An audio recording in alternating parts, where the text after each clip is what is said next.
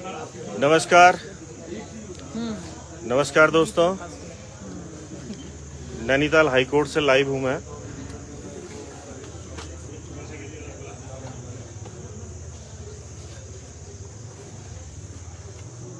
आवाज़ मेरी आ रही है? थोड़ा कोई थमकर निशान बना दें तो मैं आगे कंटिन्यू करूं। अंकिता हत्याकांड में एक बड़ा अपडेट है मेरे पास।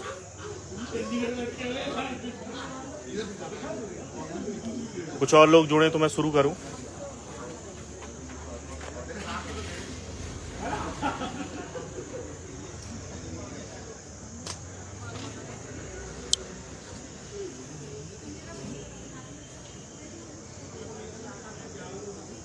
मैं नैनीताल हाईकोर्ट से लाइव हूं आपके बीच।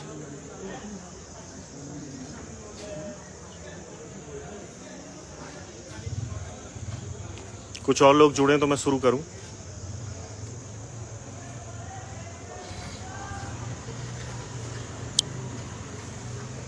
जी, मैं शुरू कर रहा हूं। आज अंकिता हत्याकांड मामले में मेरे द्वारा जो याचिका दायर की गई थी और उसमें वरिष्ठ अधिवक्ता नवनीश नेगी जी उसमें पैरवी कर रहे हैं, उसकी आज पहली सुनवाई हुई। पिटीशन एडमिट हो गई थी। हमने इसे गोपनीय इसलिए रखा कि हम भी नहीं चाहते कि बिना किसी कुछ पॉजिटिव आए हम वो अल्लाह करें। अब पॉजिटिव कुछ है तो मैं आपके बीच आया हूँ। आज इसमें जस्टिस संजय मिश्रा की जो एकल पीठ थी उसमें आज इसकी सुनवाई हुई और ये 19 नंबर पर केस लगा हुआ था। तो कल रात को ही जैसे ही हमें पता चला कि आज सुनवाई है तो हम कल रात को संजीव पंजी और मैं जो है पिथौरागढ़ से चल के यहाँ पे पहुँच गए थे। जैसा आपको पता है कि national web media journalist union इस मामले में सहयोग कर रही है। पूरा अपना जो भी मीडिया से हम लोग सहयोग कर सकते हैं, पूरी यूनियन अंकिता हत्याकांड मामले के खुलासे के लिए आगे आ रही है। तो संजीव पंजी भी मेरे साथ हैं। पूरे दौरे में आप ही मेरा मार्गदर्शन कर रहे हैं क्योंकि कुमाऊं से ही हैं आप और कुमाऊं के चप्पे चप्पे की आपको जानकारी है। तो हम लोग यहाँ पे देखिए, मातृशक्ति भी हमारे साथ है यहाँ पे और जो महिला मंच है, थोड़ा सा परिचय दे दें आप अपना। जी, मैं उमा भट्ट उत्तराखंड महिला मंच से हूँ और नैनीताल में हम लोग सक्रिय हैं बहुत समय से। आप बताओ। मैं माया उत्तराखंड महिला मंच नैनीताल से हूँ और विभिन्न मुद्दों को लेकर इसमें महिला मुद्दे हैं प्रमुखता से हम लोग उठाते रहे हैं और जल जंगल जमीन की आवाज़ भी हम रेगुलर ही उठाते रहे हैं।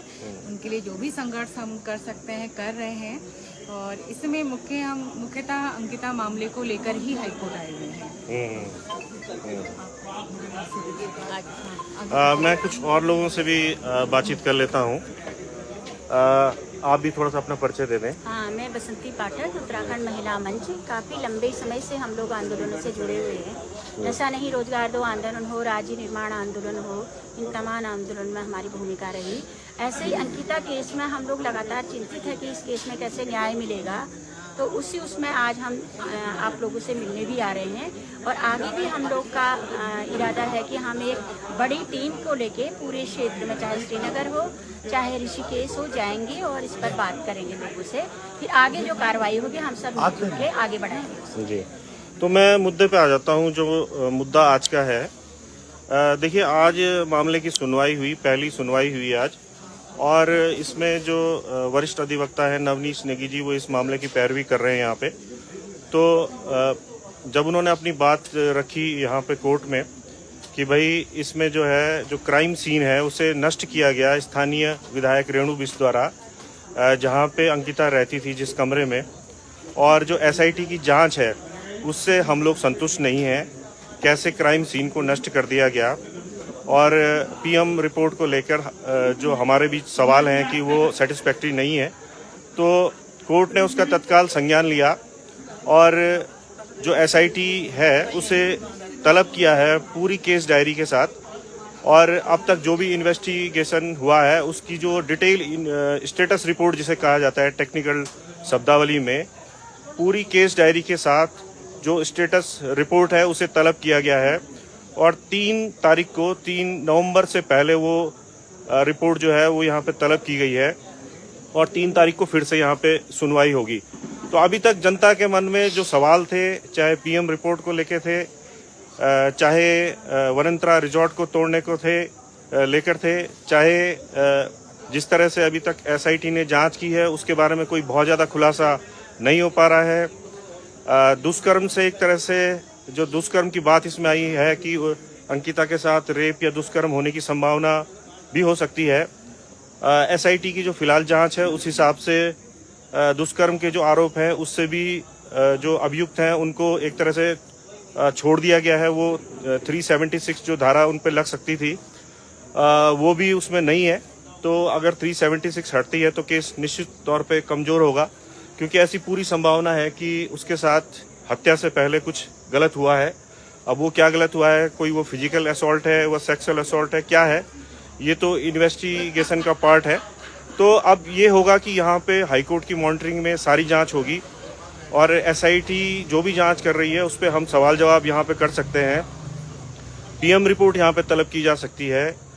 यहाँ पे जो रिजॉर्ट तोड़ा गया वो कैसे तोड़ दिया गया, क्यों तोड़ दिया गया, और उसमें अगर कोई अपराध बनता है तो रेणु बिष्ट के खिलाफ भी अपराध कायम करने की, मुकदमा कायम करने की यहाँ से हाईकोर्ट से डायरेक्शन हो सकते हैं।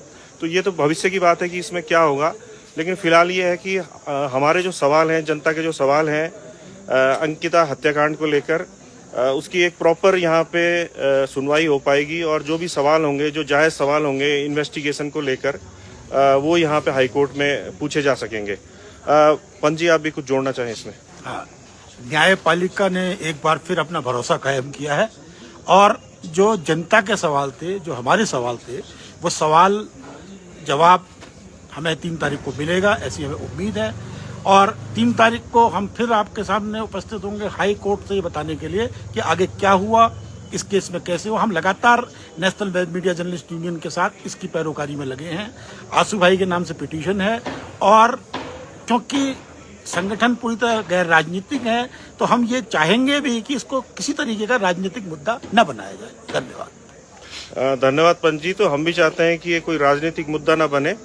ये उत्तराखंड की जो जनता है उसकी जन भावना का प्रश्न है और इस लड़ाई को गैर राजनीतिक तरीके से लड़े जाने की ज़रूरत है। और हम चाहते हैं कि सभी राजनीतिक दलों के लोग भी इसमें अपना मन साफ करके इस लड़ाई में हमारे साथ शरीक हों और इसमें भाजपा के लोग और आरएसएस के भी अच्छी सोच के लोग वो भी हमारे साथ जुड़े।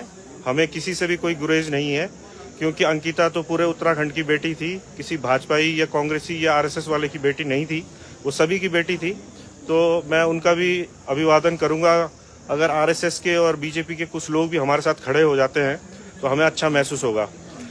भाजपा हम जो है बार एसोसिएशन हाई कोर्ट का तहे दिल से धन्यवाद करते हैं इस बात के लिए कि वो हर कदम पर हमें सहयोग कर रहे हैं। और आज जो हमें यहाँ पर जिस तरीके से वकील लोग उत्सुक थे जानने के लिए क्या हुआ, तो उससे भी एक जो है कि हमारा उत्साह वर्धन हुआ है।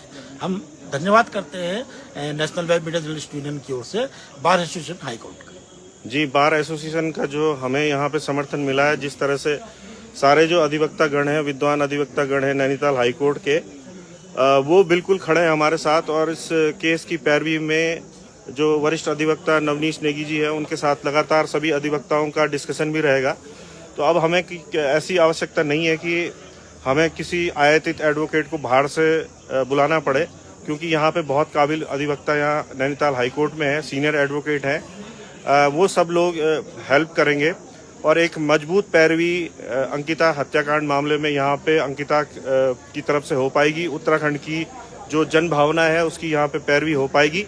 और मुझे उम्मीद है कि जिस तरह से हम लोग न्याय के दरबार में भी जागेश्वर गए थे और चंपावत तक गोलजू देवता के पास जाने का हमारा कार्यक्रम था, 3 तारीख को जब सुनवाई होगी तो एक बार फिर हम जो है धर्म का रास्ता भी अख्तियार करेंगे और जहाँ जहाँ हमारे न्याय के देवता हैं, चाहे गोलजू देवी, कोटगाड़ी देवी हैं, कोटगाड़ी देवी तक हम गए थे। जी, जी। और हमने न्याय की अर्थात सुप्रीम कोर्ट माना जाता है उत्तराखंड की, न्याय की देवी कहते हैं, वहां तक हम लोग पहुंचे हैं इस मामले में। हमने अरदास की है और हम ये मानते हैं कि ईश्वर जो है हमारी इस मांग को अवश्य पूरा करें। जी, तो देवभूमि है उत्तराखंड और देवताओं का भी हमें आशीर्वाद मिलेगा, ऐसा मुझे लगता है कि हम न्याय की लड़ाई लड़ रहे हैं तो देवताओं का, देवियों का जो जितनी शक्ति हैं उत्तराखंड की, उनका हमें सहयोग मिलेगा। तो फिर हम लोग आपके बीच होंगे कोई नया अपडेट लेके। फिलहाल नैनीताल हाईकोर्ट से अंकिता हत्याकांड मामले में इतना ही। धन्यवाद। जय उत्तराखंड, जागो उत्तराखंड।